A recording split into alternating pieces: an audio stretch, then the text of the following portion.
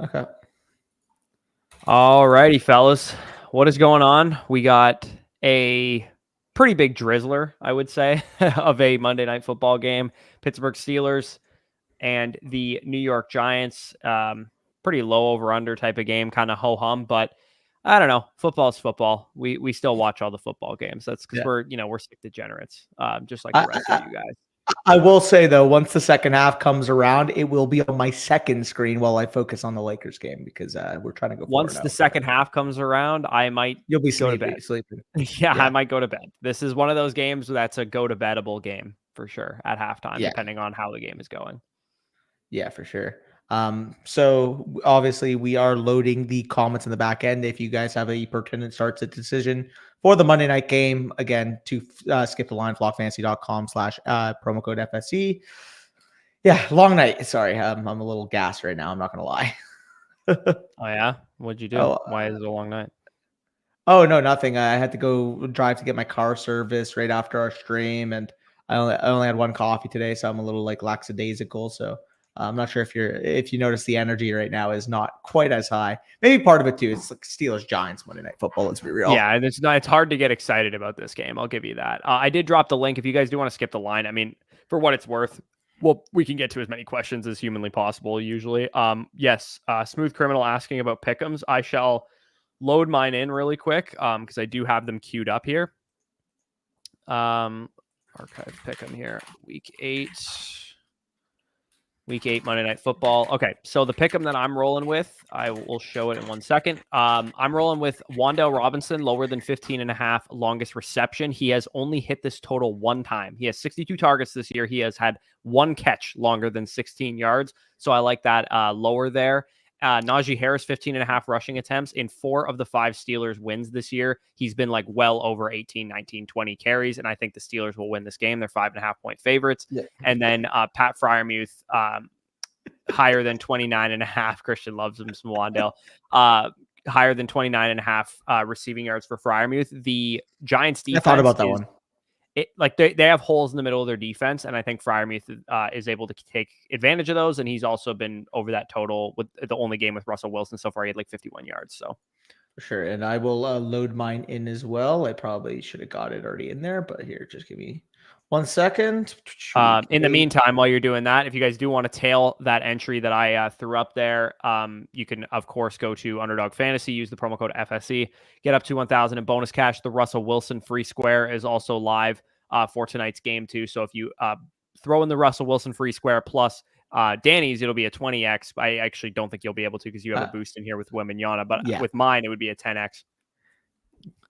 Yeah, for sure. Sorry. When I actually recorded this, it was so funny because like I gave like analysis for all the 3 players. I'm like, combine this with the higher on Victor Wembanyama's points, and I just had a comment like, where the fuck did Wembanyama come from? we just throw the basketball stuff. I never told you this, Danny, but like low key, I've kind of like debated. I'm like, when the football season's over, like, should I just keep doing pick'em TikToks for basketball and hockey? Like, I might just continue to do it, to be honest. I mean, it doesn't hurt if people just say, yeah, you're dog shit, you don't know about NBA. It's like, okay, well, then fade them. Fade the picks. I don't know. What? So I had a little spree. I remember like Caruso, like our buddy on the Twitter space, he's a big NBA betting guy. I had a spree where I was just kind of tailing him. I don't know shit about NBA. I wasn't watching the games. I just was like tailing him randomly, and he kind of just started winning me cash. And I was like, okay, maybe this is like kind of interesting. And I don't know. We'll see. Maybe I'll dabble with the NBA or the NHL pick'ems after the season is over. Here, sorry. Let me just explain through this. Sorry, I actually didn't even explain. I just mentioned the Wembanyama. I mean, I'll talk about the Wembanyama one, higher 20.5 points. I mean, the guy's usage right now is insane. Getting an insane amount of shots up on that bad Spurs team. So, I mean, that's pretty simple. You're going to take a lot of shots. I'm going to take your higher on your points. Pretty self-explanatory. With Jalen Warren, I explained it. Highest snap share of his entire season this past week. He did recover from that hamstring injury. It does look like it's going to be about a 50-50 moving forward. And I mean, the Giants they're the Giants for a reason. Malik Neighbor, 68.5 receiving yards, 37% target share on the season, 30+% target share each game outside of week 1 that he's been active in. It's just a bet that he gets back to that week 2 to 4 form prior to the concussion that he suffered. And then Tyrone Tracy, 6.65 fantasy points. this is really just a bet that he will continue to hold that workload over Devin Singletary. 67% snap share last week in Devin Singletary's return. Is there a little bit of a risk that after the groin injury, second week, maybe Devin Singletary works a little bit more? Yeah, possibly. But at the same time, with Tyrone Tracy, wouldn't take him in the fantasy points. He can catch the ball out of the backfield. He's good between the tackles. And if you do luck into a touchdown, you're getting 6 of those points already. So yeah, feel good about that. Yeah, he's I think he's plus 290 or plus 330 or something like that to score a touchdown, but Singletary is also right there with him around that same range. So it looks like Vegas doesn't really know what to do with his backfield 50-50. either. So that's going to be interesting. Also, for what it's worth, I just wanted to plug this really quick. Boosttober going on right now over on Underdog. If you guys do want to build out an NBA entry or whatever, you can see that there's 2 profit boost tokens in my lobby right now, and there should be in yours as well. So definitely check that out if you guys are interested. We do have a couple questions maybe pertaining to the actual Monday slate here. And we can maybe roll through. Do we just start off from the top? Because like we have yeah, let's start from the top here. So kind of stuck in the middle. What draft value would you take for Brandon Aiyuk? It's a good question. If you're stuck in anyone, he's off my team, obviously, but at that point, it's like, really? Yeah, he's going to be 27 by the time he's back healthy. He said he's stuck in the middle right now. So if you're stuck in the middle and you can't compete, then I would just 1 year punt and hold Aiyuk. Potentially, but by the time he comes back, he's going to be 27 years old off the ACL. I don't care. He's still a young receiver. He's on a massive contract. So even in this class, knowing that, I mean, you're looking at potentially an Omarion Hampton in the late first rounder. You wouldn't take. He's not going to be a late first round pick. He's going to be an early to mid first round pick. But what do 3 quarterbacks go in the top 10? They're not going to. This quarterback class sucks. We've said that a ton of years. It's not a good class quarterback wise. It's probably likely that you're getting wide receiver 4, running back 4, somebody like that, where you would be giving up a pick for Brandon Aiyuk. I'm taking Brandon Aiyuk all day, man. People are really souring on his value right now. He's still worth a first round pick. I love Brandon Aiyuk, but with that being said, 27 years old, coming off the ACL. I don't know. I just think from an asset value standpoint, the first isn't going to lose value. Like Brandon Aiyuk has any step back in his recovery, he is going to lose value. Yeah, I mean, he probably would, but like by mid-season next year, he might be right back up to top 20 dynasty wide receiver. And even still, but how much? When's he going to be worth more than just a mid to late first round pick though? Like it's not like he's going to be worth an early to mid first. Well, he was worth more than that before this injury. He was a top 12 dynasty receiver before he went down. And by the time he comes back, he's going to be 27. What 27-year-old with wide receiver 2 level production is getting you an early to mid first rounder? Nobody's getting you an early to mid first rounder. I guess it's, but that's the point. Get back up to his production value and produce at a higher level more so than, I think he's going to ascend in actual dynasty value. Because I realize that coming off of an injury as a receiver who's deeper into his prime at this point in time, he's not gonna gain a shit ton of value like potentially the guy that you could get at the late first round area would. I just think if you're stuck in the middle and you wanted to refashion this into a 1 year punt, Aiyuk fits that build. I get it, but I also think it's a very real possibility he's not productive again until 2026, for the record, because he suffered a mid-season ACL tear this year. That's an overreaction. You don't think he's going to be productive a calendar year after an ACL tear? He'll be productive next year, but I'm saying like for the totality of the year, I can see it being like, first 4 weeks, he's a little slow off the ACL because, again, he did suffer at midseason. Right. That's October of 2025, not 2026. I get that. But I'm saying like a full season worth of production, I think isn't going to come until the 2026 season. I guess. I'm these ACL tears, man, like they're not that big of a deal, honestly. Like they're really not. Like when you have a full 11 months to recover from them, it's not really that big of a problem. I don't disagree. I'm just saying right now, if you got offered a first round value for Brandon Aiyuk, knowing that A, he has an ACL, B, that first rounder you can use in any deal, whereas Brandon Aiyuk you can't use in any trade moving forward, and C, it's not even a guarantee we're going to see his pre-ACL production post ACL.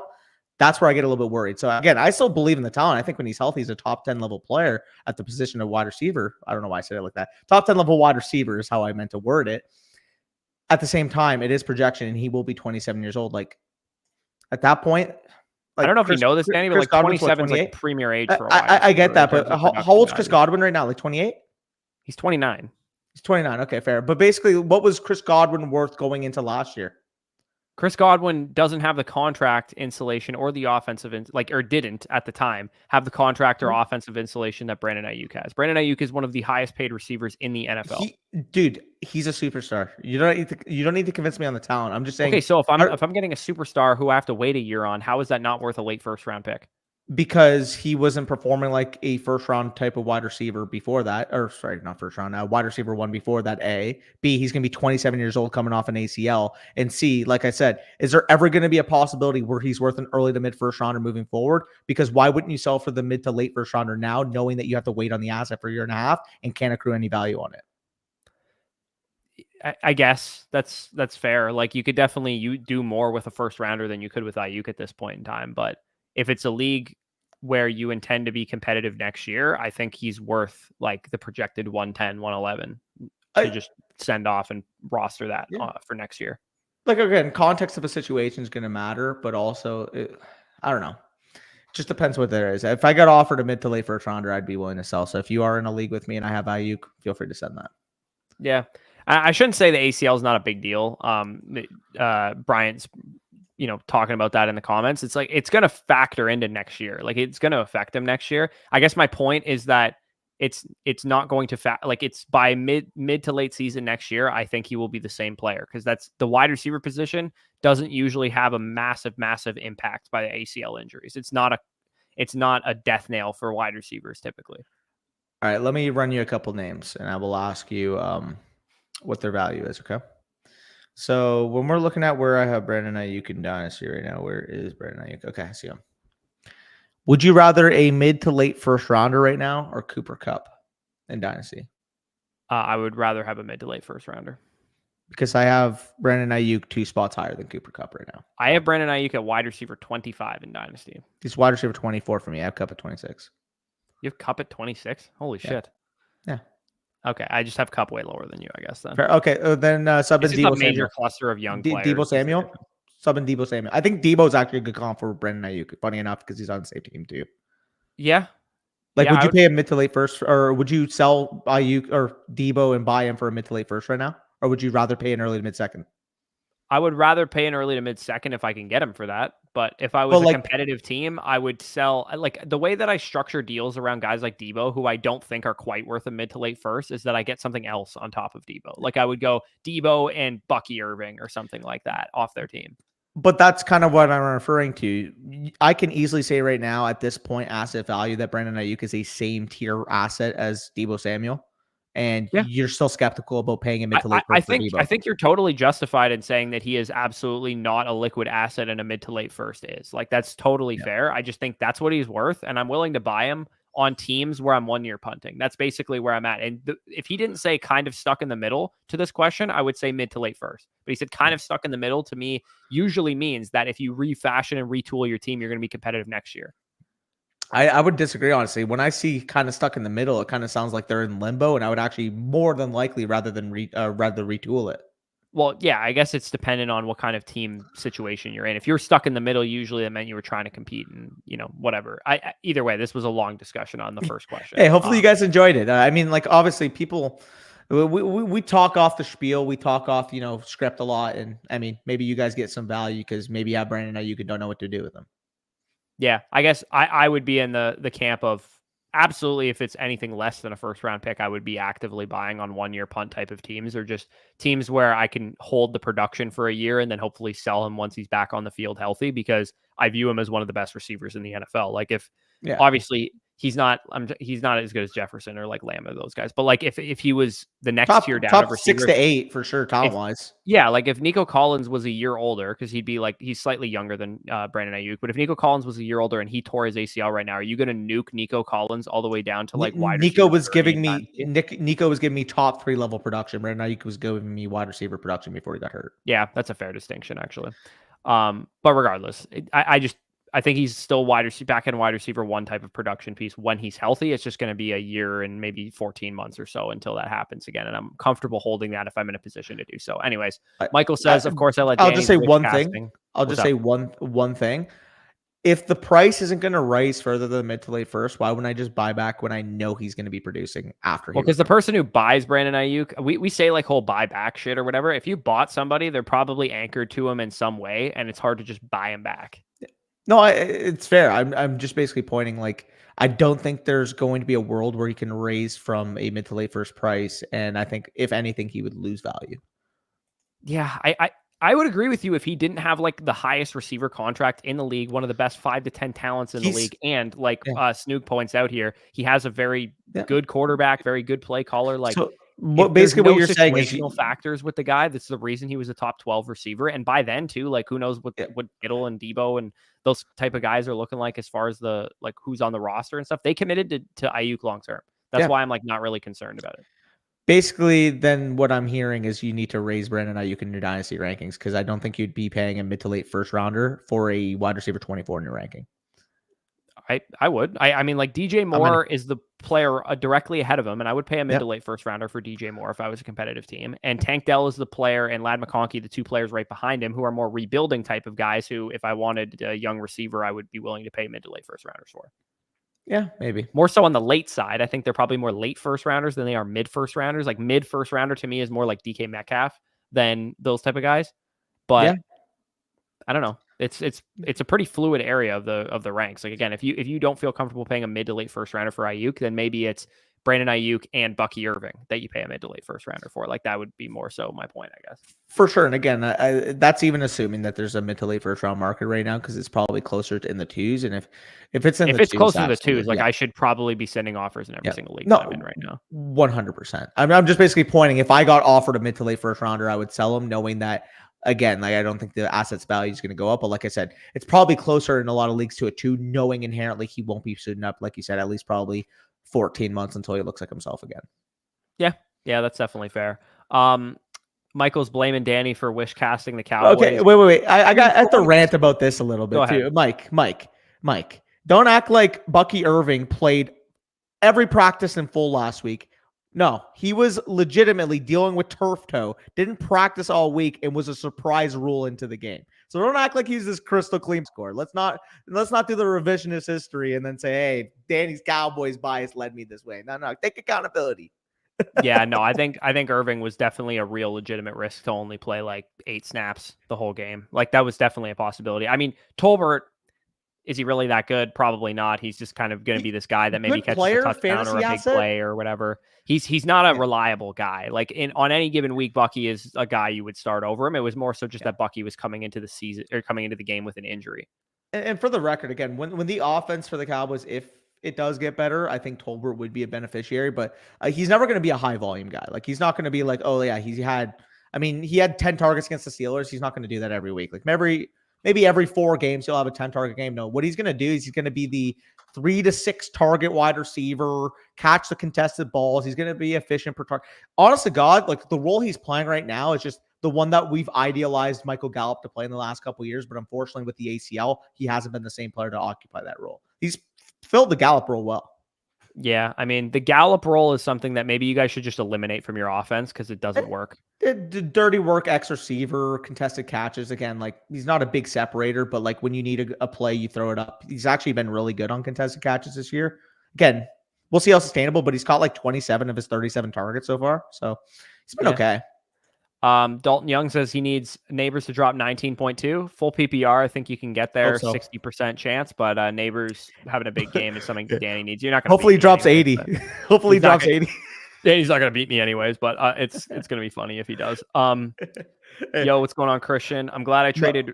Real quick, Mike, I figured because like I know you're good. I'm saying there's been people out there that do that all the time, so I just had to like rant about it because I'll get DMs like, oh, I can't believe you said this. It's like, dude, like think about the process of it before blaming me. I know you weren't blaming me, but some people like are so revisionist that they just like that. Yeah, sorry, I didn't whip out my crystal ball before answering your start set question. I'm glad I traded Reed away for DK and sending Murray and Dell Hurts. For Hurts. Murray and Dell for Hurts, probably. Yeah, or is it Murray and Dell Hurts? Trade away. So you sold Reed away for DK? I would prefer Jaden Reed, to be honest. Yeah. Not by much. They're close. They're like, not by much, but because Metcalf is hurt, I would prefer Reed. He traded for Hurts, he said. Yeah, so we're good. For Hurts. Okay, Murray and Dell for Hurts. Yeah, okay, that makes sense. I mean, fucking my home league, I got boned by that 3 tush push merchant fucking on Sunday. That killed me, dude. Again, like it's projected to be a close matchup because Hurts got 3 1-yard fucking touchdowns from another man gripping his cheeks. Like, I in one of my, like, I'm not gonna call it my home league because that's what Danny does, has 7 home leagues, but one of my redraft with leagues, VMAC in them? that yeah, the buddies, some of my buddies from high school, they invited me to a league this year, and my team like was so injured at one point. But I'm gonna be 6-2 after this week, which I don't know how it's happening because like I lost Rasheed Rice. I have lost Cooper Kupp for a while, who just got back. AJ Brown missed a couple games. Jonathan Taylor missed 3 weeks. Ramondre Stevenson has missed a little bit of time. I also have, who else do I have on this team? There's somebody else. Jonathan Brooks is on my pop list, or my IR spot. So I've dealt with so many injuries in this league, and like somehow I'm 6-2. Like I don't know how the hell it's happened. I just like I picked up Tracy, I picked up Hubbard, I picked up a bunch of good like waiver ads, and just kind of like ragtagged it all the way to the like good situation here. Sorry, I'm just fucking dying. Buddy was watching the recap of our morning stream without realizing. That's funny. Shout out. Let us know, by the way, what do you guys need tonight? Because a couple people have said that in the chat. I need less than 27.5 points from George Pickens and Najee Harris to win my home league matchup. That's what I'm hoping for. I need 75 points from Malik Neighbors, Tyrone Tracy, and Wan'Dale Robinson. Danny started fucking 3 New York Giants against me in the What choice did I have? That was going to be a good idea. What choice did I fucking have? Yeah. True. My current flexes are Dobbs and Douglas. My team is Brees, Achane, Olave, and Marvin Harrison. Do I make trades to try and get better flexes, or just hope someone falls to me on the waiver wire? I mean, go ahead and put in some waiver claims for like Tillman and those type of guys. Dobbs has been really good lately. I think he's totally fine flex going forward. Yeah. Douglas has been kind of trash, but May got hurt in that game, which obviously doesn't help him out. Depends on the status of Love. Yeah. Also, I don't know who else is on your bench or whatever, but like you could always just like play matchups with some of those guys as well. But yeah, I mean, by all means, try and make a trade to upgrade your flexes if you can. But like, I'm not sacrificing Brees, Achane, Olave, or Marvin, like tearing down to do that. What's up? Oh shit! Connor McDavid got hurt in this game. Okay, so we've got a lot of basketball talk so far today, and we gotta just weave in the hockey talk too. Sorry, I just checked my phone and I saw a sleeper alert. Connor McDavid has left the game with an injury. 37 seconds in. Yeah. So. Also, get smoked. Like, I don't know. Yeah. Like, hey, yo, are either of our teams doing anything in the playoffs now without? Hey, I mean, Bush. For us, without Godwin and Evans. Bush. What? You're a Cowboys fan this week. Am I a Cowboys fan this week? We play Atlanta. Yeah. It's going to be interesting. I play Zach in the Flock League this week, so I'm going to need to bring my fucking A game as far as like my starting lineup. And am I going to be playing Dak against the Falcons, who can't stop anybody, or am I going to be playing Mahomes against my Bucks, who can't stop anybody? For your own sanity, go Dak. For your own sanity. I should not. Why? Because I have Kelsey for starters as the tiebreaker. Okay. Also, fair. You have Kelsey. That's fair. And also because Mahomes beating the shit out of the Bucks and scoring 35 fantasy points is gonna happen. Like, I know it's gonna happen. I'm not rooting for it, but I know it's gonna happen. So I might as well benefit in some way when it does. I mean, if you're not gonna start Dak, you may as well do the deal with me after this week. If I told you, as long as I can upgrade my RB2, I will make a trade with you. But if I'm not upgrading my RB2, I'm not making the deal. Yeah, there's no point for me to do it. Otherwise, I'm just going to stream matchups with Mahomes and Dak the rest of the year. It's a good point. All right. By the way, Smooth, shout out. But Smooth, I have to ask you, did you end up betting the Chase first touchdown? Did you end up doing it? Bush, we were in stream and he asked, who are your favorite first touchdown bets? And I'm like, honestly, I haven't looked at it all week, but I bet Chase to score a touchdown in this pick'em. So may as well make it the first touchdown. Guess who scores the first touchdown of the Bengals game?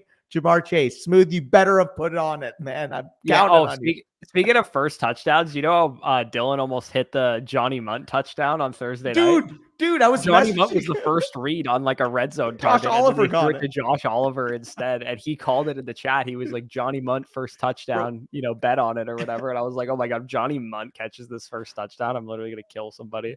Bro, I fucking messaged him. I'm like, dude, imagine that was Munt. He's like, bro, I fucking hate myself. That's literally, he was just so mad. He was mad. I was tilting with him in the chat.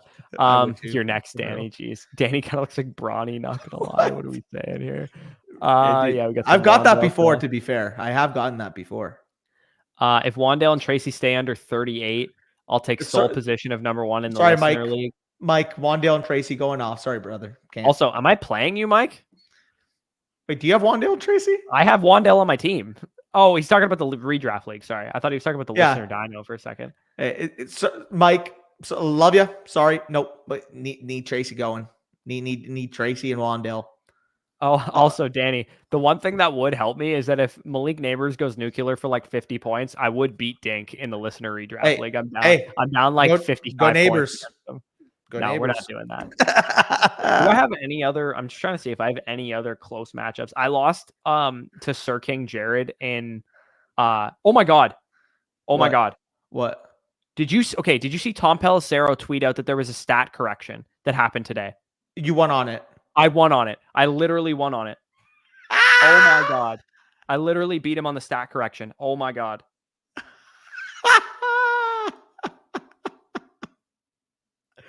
Holy shit. So the stat correction that happened, I think, was there was like a Darnell Mooney catch that was supposed to go to Bijan or something. I saw that. Vice versa. I think it was a Mooney catch supposed to go to Bijan, and I had Bijan in that league. Did he have Mooney? No, but he didn't even start a second flex, and he almost beat me. Which league is this? Also, for what it's worth, he literally would have beaten anybody else except for 2 other teams. Which league is this? Oh, actually, never mind. The Tom's and Jace Plants matchup was really high scoring. Flocked this up? was the flocked up. Yeah, flocked up. But I beat him because of the stat correction. That's actually insane. I was literally going to commiserate for a second and be like, oh, I lost by like 0.5. But I actually ended up winning off of the stat correction. Holy fuck. Devo just absolutely pumped Bailey this week. Oh my goodness. Okay. I just saw the LeBron thing. Did you end up seeing the LeBron video where he's wearing shades and he's pouring fucking cereal into his son's car and then he's calling it rookie hazing because they're teammates? Yeah, that's like, just for future reference, like if you ever ask me, have you seen this X related to basketball? There's a 99% chance I did not see it. I mean, I won't play the video, but I'll show you the still frame. Look how happy he loves it. So happy. He's ecstatic that he gets to pour cereal in his son's car. Oh, actually, you know what I just realized too? In Debbie Disciples, I'm down. What is this? 18 points, 18.5 points right now with Malik Neighbors to go tonight. So he's gonna go off, bro. Let's go. I'll take 20 points from him. Take 40. Fuck, maybe 50. We'll see. No, how about now? Possibly 70. No, maybe 75. We'll take 20 Malik Neighbors points so I can win that matchup and still comfortably beat you in the flock league. 20 Malik Neighbors touchdowns? Okay, deal. Also, like the shitty thing about like if Malik Neighbors has a 40-point game, like you still would lose because that means Tracy and Wandale probably did nothing because Neighbors did everything. Maybe not. Like you need 70 points. Ooh, who knows? It's not gonna happen. There's no run back. Hey, convince yourself, brother. Convince yourself. Anyways, I have faith that Neighbors will get me the 56 I need to win this. Hey, hopefully he does, brother.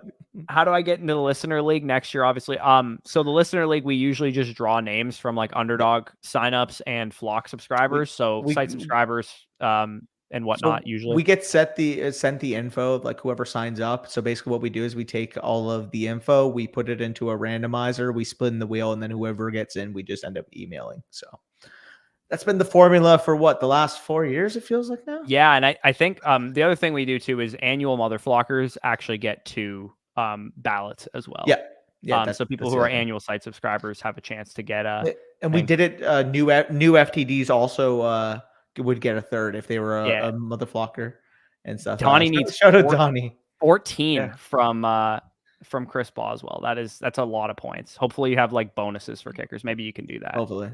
I mean, if it's anything like our league, he's got a chance, bro. Those fucking kickers can rinse. Okay, Danny, you're gonna need to answer this question legitimately without being biased here. I mean, one of them. It's Tillman, dude. One of them about. I mean, I was gonna say one of them I'm about to trade for. I don't know if I want to indulge too much, but well, I know it's not Tillman because I have him. I did have Odunze, but no, I know. I mean, Rome. So Rome had a better game this week. He was actually first. I mean, if you need production now, it's Tillman. Like, I'm not gonna lie on that. I will say though, if it's like I'm picking up a wide receiver 5 on my team, or not picking up, but like this is my wide receiver 5 on my team. Like, I can't quit Aduntay's upside. Again, No, if you I need can't production either. And I don't now, want to do the thing that you did after week 2 with like the Saints and be like, oh my God, Tillman's a wide receiver 1 rest of season. yeah, okay. But like, You had to cook me. I mean, they've lost 6 straight games. You couldn't just take any of your own wrong takes. You have to refer to mine. I mean, that one was so overreactionary. That's why I don't overreact like that. I have wrong takes, but I don't overreact like All that. right, They're not buddy. overreaction takes. You've had some overreactions. We'll let the chat go in. Is Anthony Richardson an overreaction? Is that going to end up being the overreaction take? I hope he turns into Josh Allen just so I could refer back to this conversation. I have shares in Dynasty, dude. I would benefit from him turning into Josh Allen. The only problem is like he might suck. There's like nothing left in this bottle. I don't know why I went to the effort of opening it. The league knows balls, so we actually have a ton of reasonable trades. Yep. I had to delete all my gambling apps after I lost $300 Saturday and Sunday on Sunday and games in UFC. Yeah, that's. Did you see Topuria? Absolutely. Not even just Topuria. Oh my God, no, the worst one by far. Did you see Shemaev's fucking face crank, dude? He put. You know who Robert Whitaker is, right? The fighter. No. Okay, fair, dude. So you know what the face crank is? Like it's like to get someone to tap out. It's like basically you're applying full pressure onto their jaw, right? And I guess Robert Whitaker's jaw wasn't fully closed when he started doing the face crank. Dude, the middle of his jaw just fucking snapped in half. So like his front teeth were actually like on his tongue because like his jaw was snapped. Like pure fractured jaw, dude. I can't believe that sport is legal, bro. Dude, one of the most insane finishes ever. I saw Whitaker tapping right away. I'm like, wait, what? There's no way he got it in that hard. And then I saw the pictures after the fight, and dude, his jaw was mangled. Yikes. Unreal. Is Dell a top 15 receiver rest of the season if Diggs is out for the year? No, he's not a top 15 receiver. He's a top 15 receiver as long as Nico is out. Yeah. But Nico's back, and he's probably back to being like wide receiver 27 or something. Yeah, I mean, I'll probably give him like fringe top 24. I mean, it also depends on the dynamic of the slot. Like, I don't think. Well, here, let me ask you this, because I know exactly who's ranked in that range for me. Would you rather have Terry McLaurin or Tank Dell rest of the season? I would need to see 1 week of how they operate, dude. Because again, maybe it's an overreaction by me, but I think there could be like, whether it's a Mechie, whether it's a Woods, whether it's a Hutch, somebody else emerging in this offense. Again, I don't think they're going to work into Dell himself, but it may limit Dell from being a complete smash, is what I'm trying to say. Yeah, well, Macintosh fam literally asked, who's the ad if Diggs' injury is long term? For me, it's Mechie. The answer is Hutchinson. For me, it's Mechie because I think he's going to play the Diggs role. Okay, well, the snaps would dictate otherwise. Well, he's playing. Hutchinson's playing on the outside right now. Right, but who's the ad? As in this week, who would you add?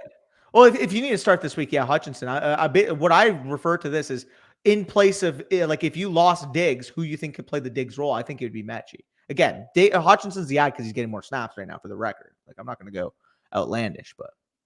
Yeah, Henry also had an experience here. He's like, I have Bijan and my opponent has Mooney. So instead of me needing 14 points from Warren tonight, I only need 11. Yeah, that's what a pleasant surprise. I just saw. I was so pissed. I was like, I lost by like 0.5 in that flocked up league, and my team is like so good, and I dropped to 5-3, and that's annoying me. And I'm like, now I'm 6-2, so we'll take that. Yeah, flocked up. What is my record in that league? I think I actually dropped to 5-3. Right, I dropped to 5-3 this week. Shout out my quarterbacks for putting up 22 combined points. That's very nice to see. Dude, my quarterback core in this league is really, really good. And unfortunately, I started the one QB that got hurt, which was Jordan Love. Yeah, dude, you sniped me on Love. I was pissed. I remember that.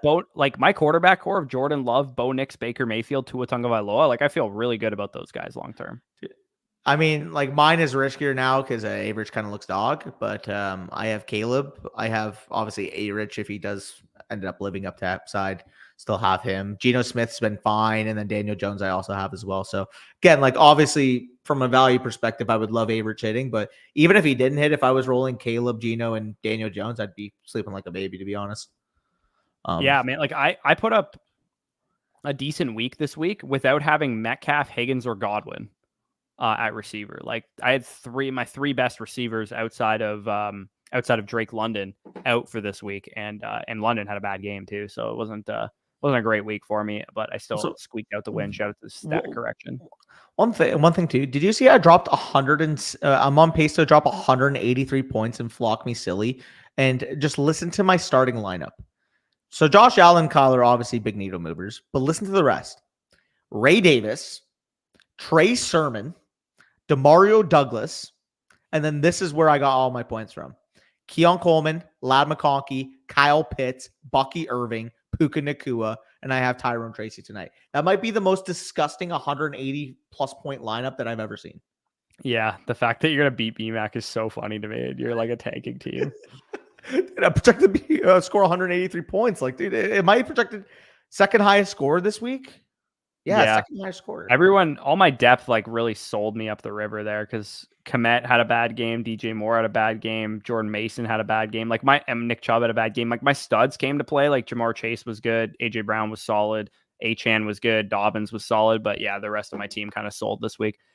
Jason asks an interesting question here. He says, where would you like to see Deontay Johnson go, and what teams could potentially hurt his value? Could he be a Steeler again? I hope not. So let me ask you this. Deontay Johnson, let's say he's like a wide receiver 3 rest of season or whatever, maybe a high-end wide receiver 4 at the worst case scenario on Carolina, probably a wide receiver 3 on Carolina. Yeah. Where does he go that makes his value go up? Cowboys. You think he goes up if he goes to Dallas? Okay, that's a pretty obvious one. What about other teams? I mean, like Christian says, Chiefs. If the Chiefs were to actually trade an asset for him, yes, his value would go up. Do I think they already traded for Hopkins, so it's probably unlikely. Exactly. That's where I'm at. I don't think they'll trade an asset to get him because they already did the Hopkins deal. Also, I'm trying to. How about we don't? Yeah, Giants, take it easy, buddy. You know what's crazy about that? I have the live stream set to they need to subscribe for 5 minutes before they can comment. So that means that this guy waited 5 minutes, subscribed, waited 5 minutes, and commented that. That's kind of dedication. I appreciate the hustle. Hey, appreciate you, brother. But yeah, so other than the Cowboys, what team could he go to that would potentially increase his value? I think Tampa would be another. Do the Jags make a move for him? The who? The Jags? The Jaguars? Yeah, Christian Kirk. If he played the Christian Kirk role, I can't imagine he would increase in value, though. I think I would. I'm saying relative to where he's at on Carolina. Oh, relative to where he's at. Washington. Yeah, that's probably the right answer. Washington too. I mean, Tampa we could really we could really use him right now. I'm trying to think AFC right now too. Like maybe the Texans would make sense too. That they lost Diggs. Yeah, I saw people floating the Broncos as a trade opportunity for him. I don't think his value would go up. I would take him on Carolina over Denver. Denver. It's like a sneaky decent landing spot. I don't know though. Like I mean, Sutton's their ex. Like I mean, Franklin actually does. They're starting like Valet and shit. Like their receivers suck.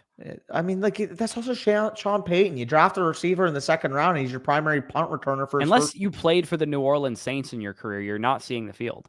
Yeah, pretty simple. North. I mean, we already mentioned the Steelers. The Browns aren't going to do it. Ravens probably aren't going to trade for a receiver. Bengals aren't going to trade for a receiver. Then you go to the East.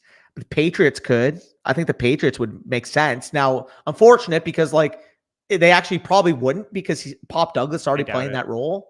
So like not them. I mean, Miami's probably not going to. Jets already have Adams. Yeah. Bills already just made a trade for Cooper. So then you go to the South. We already went through. Colts wouldn't do it. Jags, Texans, no. Would. Texans could if Diggs is out long term. That's the other team that could potentially be a. Titans are selling. I still think he would be more valuable in Carolina as the number 1 than he would be in Houston as like the 2 or the 3. And then like the Titans wouldn't because they literally just traded away DeAndre Hopkins. They're selling. Yeah, also that. We already went through the West. The Raiders wouldn't. Yeah, I mean, Chargers, Vikings wouldn't, Lions wouldn't, Chargers Bears wouldn't. Chargers, they could. I don't know. I think the answer to the question is either the Commanders, the Bucks, or the Cowboys would be the team that you would actually gain value on, I think. And I think those are probably like a few of the most likely spots that he would go to. I heard the Rams floated around, but again, like obviously for fantasy, we won't want him to be the third target there. so that's not really ideal. Yeah, no, he would literally like step into our offense immediately and be the best target earner there. Like that, Yeah. he would. I think actually the answer is where could he go that he'll be the best? The answer is Tampa. Oh, in Tampa Bay, he could be a wide receiver 1. Like, just put him in the Godwin role. He could legit be a top 15 to 20 receiver on our team because we throw like crazy because we can't stop shit on defense, and our quarterback is accurate. And Deontay Johnson has never had an accurate quarterback in his life, so. It would actually be an interesting dynamic there. And the nice thing, I mean, he wouldn't be a wide receiver 1 the whole season, but he also could play the Godwin role when Evans is back. Yeah, no, for sure. If I were Jason, if all it costs you was like a conditional 5th that could turn into a 4th or something like that, then definitely do it. But if they want like a 3rd round pick or something, then I wouldn't do it.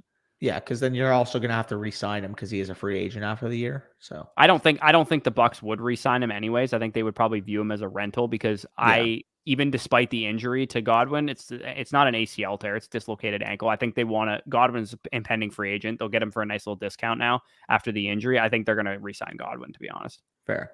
And I mean, you guys have shown you're very loyal to like the guys that have been there. How many times have we been on a live stream and people were like, "Oh my God, Tristan Wirfs is going to be a free agent, or Mike Evans is going to be a free agent, Baker Mayfield." Vita Vea traded to the Cowboys for a 4th. Not going anywhere. Like I've said this a million times about every Buccaneers free agent ever. Wait, so you're saying that they're just not going to trade the Cowboys Vita Vea for a 4th? The Cowboys Twitter guy that was like, "Yeah, let's trade a 4th for Vita Vea." And the worst part about it was he was like, completely serious. There was NFL analysts in the comments like, "Great idea." No, some were saying too much. Yeah, let's trade for the best nose tackle in football for a 4th round pick who was on his rookie contract at the time when that was going down. Yeah, no, that was pretty fucking hilarious. It's our defense. Sorry, I got to point this out. Jalen McMillan, like he's fine. He got like 7 targets this week now. Yeah, he's not a complete. He looks like a rookie receiver though. Yeah. Like it's very clear that he's a rookie receiver to me. Like was he playing the slot role? I think he's a talented player and he's got a bright future with the Bucs. But like he also does kind of strike me as the type of player that would like come out of nowhere as a 2nd-year player after having a down rookie season a little bit. Him and Jalen Polk are going to do that next year. Watch. Yeah, I mean, I don't know. I want to see McMillan make more like marginal improvements, and that's correct. Yeah. Dexter Lawrence, I don't honestly, to be fair, I don't even really consider Dexter Lawrence a nose tackle, if I'm being completely honest. I mean, to correct your comment, though, Vita Vea is... Yes, he's better than Vita Vea, for sure. DeMarcus Lawrence, maybe... Or DeMarcus Lawrence. Dexter Lawrence, sorry. Yeah, are you making this about the Cowboys unintentionally right now? Yeah, unintentionally. I read DeMarcus Lawrence, but Dexter Lawrence, I think, is probably the best defensive player in the world right now. Like, I didn't count him as a nose tackle because he's like a 3 technique, 5 technique, and nose tackle. That's why I didn't count him as one. I'm sorry, this is the chalk, but like very comfortably, the 2 favorites to go to the Super Bowl are just the Lions versus the Chiefs right now, right? Very comfortably. Like who disrupts that would be the question. Who? Nobody in the NFC is going to beat the Lions. If fucking Jordan Love could stay healthy and stop, that's the only one. I think they could beat him. Like Minnesota just lost to the Rams. They're down in the power ranking. They're tier 2 now, straight up.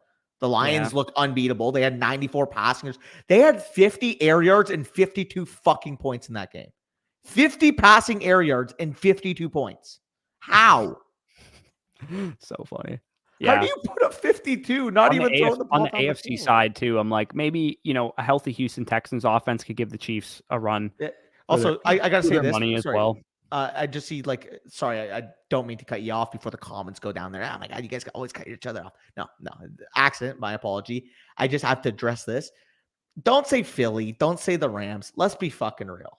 Both those teams play the Lions tomorrow in a playoff matchup. They're getting their fucking asses whooped. Let's be completely honest with ourselves. Yeah. Sorry. I think the Eagles could peak at the right time. I think they have a chance to go on a run in the playoffs, but as of now, I think the Lions and Packers are clearly the better teams. Yeah. Danny's impartial to the Eagles, but I've always been an Eagles Jalen Hurts kind of believer. So I think they're a good team for sure. They're not the Lions. Yeah, but I mean, we beat the living daylights out of them, and we beat the Lions already. You beat them by 3. Oh, you beat the Eagles, right? Yeah, no, we beat the Eagles pretty hard. Sorry. I thought you were talking about you beat the living daylights of the Lions. I was like, wait, No. what? We Wasn't that like a destroyed the 3-point game? Eagles, and then we went to Detroit and beat the Lions. And I'm still mad that the Bucks lost Godwin and Evans, because I still think that we have a case to be a top 3 team in the NFC if we can figure out our defense Without with Godwin's Godwin and Evans, but we don't have Godwin and Evans okay. now. All right, yeah, that's the caveat. This is just not happening. I'm sorry, Meso. It's not happening. Like straight up. I mean, we Also, will find dude, out. But to quote CJ, by the way, that would be belt to ass for sure. yeah, I mean, speaking of CJ, by the way, it's just unfortunate that he went to the Lions, basically got booted from the Lions, saying, "Hey, we don't want you anymore because we got this guy Brian Branch who's 10 times better at your job than you." Yeah, Brian Branches. It's So funny good. because and Tyke, I heard when the Bucks and Lions were playing each other, Tyke had his breakout game, and Tyke Smith is like, he's a sick player, man. Like, Oh, yeah. it's crazy that we have 2 Winfields. Like, he plays like Winfield did as a rookie. So you guys got him in the draft then. Okay. So 3rd round, yeah, he was a great find. He was such a good player. Georgia, right? Yeah. Yeah. I was gonna say the name sounded familiar. I remember from Georgia. Yeah. So didn't you guys bring back Whitehead, or am I tripping? We did. Yeah, he's our strong safety. We play Tyke as like our honey badger. He plays the honey badger role in our offense or in our defense. He plays in the slot, sub line. I mean, we have no linebackers that can cover anybody. KJ Britt is horrible in coverage. Levante David's been really hurt this year. And once Servatia Dennis is on the field, he can cover people, but we've had to use like Tyke Smith and Jordan Whitehead in the box because like our linebackers have been horrible this year. Yeah, I mean, who do you have outside of Levante? KJ Britt, who's like the absolute worst linebacker in the NFL right now. For like, the Seahawks, no? PFF. You got him from the Seahawks, you think? No, I think we drafted him. Did you draft KJ Wright? You're thinking KJ Wright. I'm such an old head. Wow. No, KJ Britt, we drafted, I think, late in the draft a couple years ago. Yeah, you did. Dude, I was completely thinking of KJ Wright. What the Yeah, no. We're off the rails. We have Servatia Dennis is our best coverage linebacker right now. Levante, when he's healthy, is, but he's been really hurt so far this year. So, sir, how's your pass rush been? Because I know you guys like got horrible. Like really? Nobody can get anywhere. No, nobody can get anywhere. Is Yaya regressed? No, he's getting pressure. He just can't get home, and there's nobody on the other side of him right now doing shit. Tryon's been horrible. Anthony Nelson's good when he subs in, but he's not a full-time player.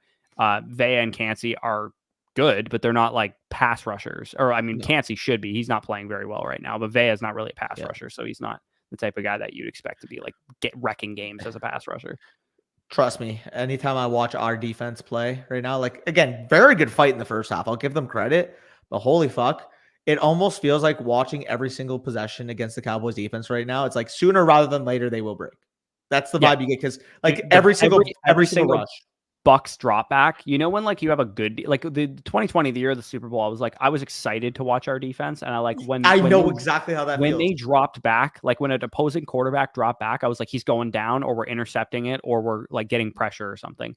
This year, I feel like it's like a guaranteed 20-yard completion. Dude, I know exactly how that feels. Dude, you know how many times in that Niners game, I'm like, yeah, you know what? Every single drop back they want, they will throw a 14-yard out and we won't stop it. Like straight up. Like it will just happen every single time because what they're going to do is they're going to give you motion up front. They're going to run between the tackles. They're going to give you different looks. And then the least you expect it, they're going to get some cheat motion, run a guy to the out, and you're not going to be able to cover it because they are so good at separating. And that was even without like Pearsall was playing really well in that game. I would say Jennings wasn't playing and Debo was still in and out of the lineup.